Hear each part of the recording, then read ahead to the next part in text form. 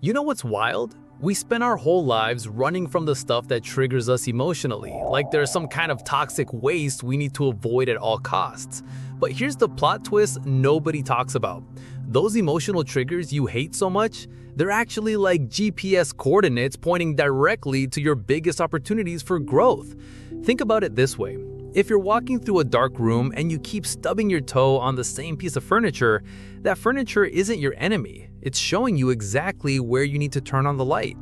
That's what emotional triggers do. They illuminate the exact spots in our psychological landscape that are begging for our attention.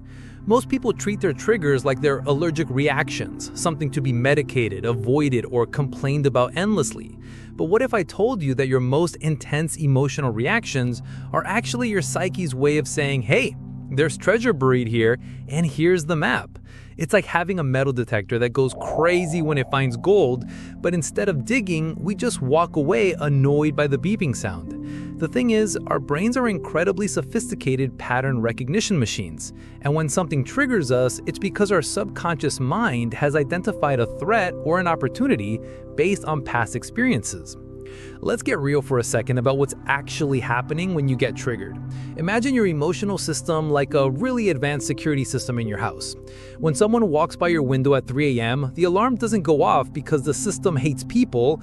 It goes off because it's protecting something valuable inside.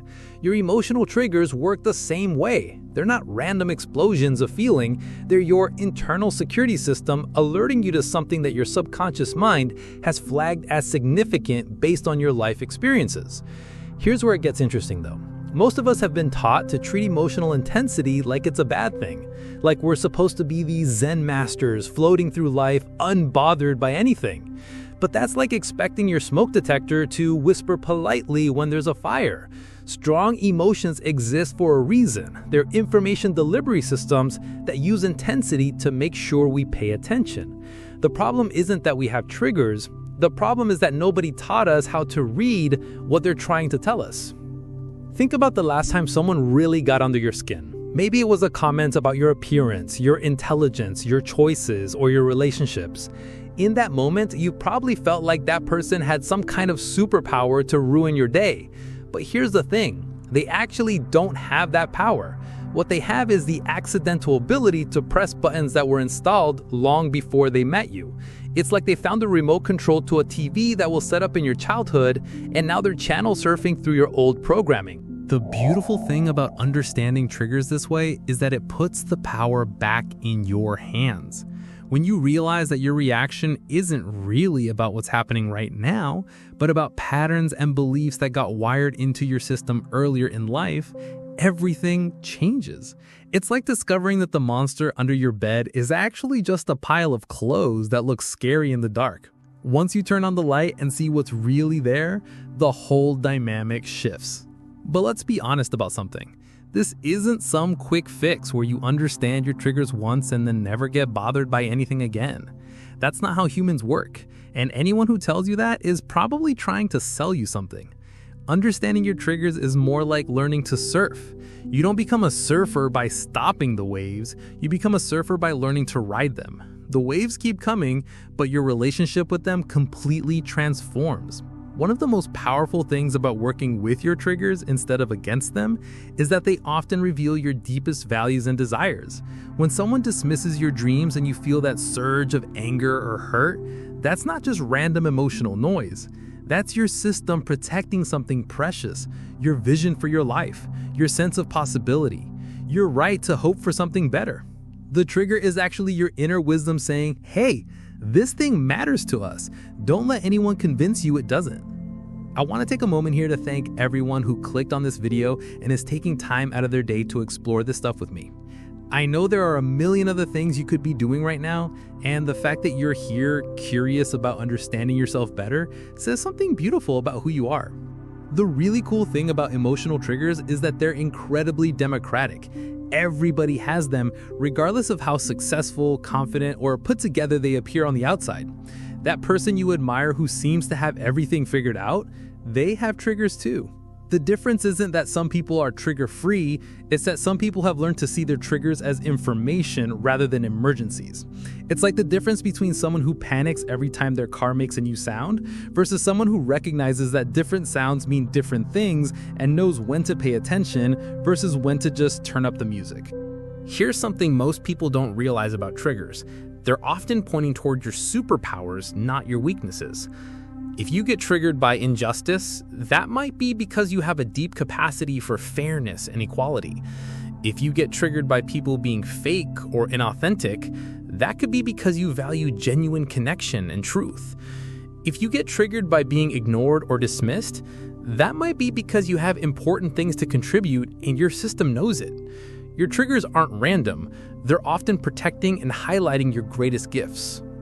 The tricky part is that our culture has taught us to see emotional intensity as weakness or instability. We get messages from everywhere telling us to stay calm, don't be so sensitive, or just get over it. But what if being sensitive is actually a superpower that's been mislabeled? What if your ability to feel things deeply is exactly what the world needs more of? It's like being told your whole life that having really good hearing is a disability, when actually it just means you can detect things others miss. Now, I'm not saying we should just react to everything and call it self-awareness. There's a difference between being emotionally intelligent and being emotionally reactive. The key is learning to create space between the trigger and your response. It's like having a really good security system that alerts you when something's happening, but you still get to choose whether to call the police, investigate yourself, or just acknowledge the alert and go back to what you were doing. One of the most liberating things you can learn about triggers is that you don't have to fix them or make them go away to live a good life. Sometimes the goal isn't to become untriggerable, it's to become curious about what your triggers are trying to teach you. It's like having a really passionate friend who gets excited about everything. You don't need to make them calm down, you just need to learn their communication styles so you can understand what they're trying to tell you. And here's something that might blow your mind. Sometimes our biggest triggers are pointing toward our biggest calling. The things that make us the most angry or upset are often connected to the problems we're meant to solve in the world. If you get triggered by people being excluded or left out, maybe you're meant to create spaces where everyone belongs. If you get triggered by seeing people's potential being wasted, maybe you're meant to help people discover and develop their gifts. Your triggers might literally be your GPS to your purpose. The other thing about triggers is that they're incredibly honest. Unlike your conscious mind, which can rationalize and make excuses and pretend everything's fine, your emotional triggers tell you the truth about what's really going on inside. They're like that friend who calls you out when you're pretending to be okay with something that's actually bothering you. They might be uncomfortable, but they're not liars. Here's where it gets really practical though. Once you start seeing your triggers as information instead of attacks, you can begin to ask better questions. Instead of, why is this happening to me? You can ask, what is this trying to show me? Instead of, how do I make this stop? You can ask, what would it look like to work with this instead of against it? It's like switching from trying to fight the current in a river to learning how to use it to get where you want to go. And speaking of getting where you want to go, here's something I find hilarious. If you're still watching this video about emotional triggers, you're probably exactly the kind of person who deserves a like button that actually works for you instead of against you. Seriously though, if this is resonating with you, that little thumbs up would mean the world because it helps other people who need to hear this stuff actually find it. One of the most beautiful aspects of understanding your triggers is that it can completely transform your relationships. When you stop seeing other people as the source of your emotional reactions and start seeing them as occasional activators of information that was already inside you, everything changes. It's like realizing that people aren't making you feel things. They're just showing you what you already feel about certain topics. That doesn't make them responsible for fixing your triggers, but it also doesn't make you responsible for managing their reactions to your growth. The really advanced move with triggers is learning to appreciate them even when they're uncomfortable. It's like developing a taste for dark chocolate. At first, it seems bitter and unpleasant, but once you understand what you're experiencing, you can appreciate the complexity and richness that sweetness alone could never provide. Your emotional triggers contain information that your comfortable feelings just can't access. Another game-changing realization is that your triggers often reveal the exact places where you stop trusting yourself at some point in your life. When someone questions your judgment and you feel that familiar surge of defensiveness, that might be your system remembering a time when you were told your instincts were wrong. When someone tries to control you and you feel that flash of rebellion, that might be your inner wisdom protecting your autonomy. Your triggers are often your authentic self's way of saying, remember who you really are.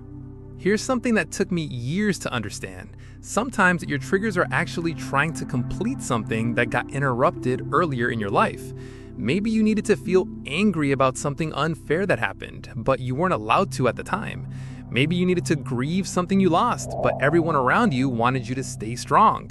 Your present-day triggers might be giving you permission to finally feel what you needed to feel back then. The most powerful shift happens when you realize that your triggers aren't happening to you, they're happening for you. They're like personal trainers for your emotional intelligence, showing up exactly when you're ready to get stronger in areas where you might have been avoiding the work. Sometimes they're inconvenient, sometimes they're embarrassing, but they're always precisely calibrated to your current capacity for growth. What's really wild is that once you start working with your triggers instead of against them, you often discover that the things that used to completely derail you become your areas of greatest wisdom and strength. It's like how people who recover from addiction often become the most powerful advocates for others facing similar struggles. Your triggers can become your medicine, not just for yourself, but for others who are dealing with similar challenges. The ultimate gift of emotional triggers is that they keep you real. They prevent you from becoming one of those people who floats through life pretending everything's fine when it's not. They ensure that you stay connected to your authentic experience and your genuine values. They're like an internal lie detector that goes off whenever you're trying to convince yourself that something that matters to you doesn't actually matter. So here's my challenge for you as we wrap this up. The next time you get triggered, before you do anything else, just pause and say thank you. Thank your emotional system for caring enough about your well-being to sound the alarm. Thank your triggers for showing you exactly where your growth edges. Thank yourself for being brave enough to feel things deeply in a world that often rewards numbness. If this video connected with something inside you, I'd love it if you'd hit that like button and maybe share it with someone who might need to hear that their sensitivity is actually a strength, not a weakness. And if you've made it this far with me, drop the word compass in the comments, because that's what your triggers really are, a compass pointing you toward your most authentic, empowered self. There's another video coming up on your screen that dives even deeper into this stuff, and if you're feeling called to keep exploring, maybe consider subscribing to Not What It Seems, but only if it feels right for you.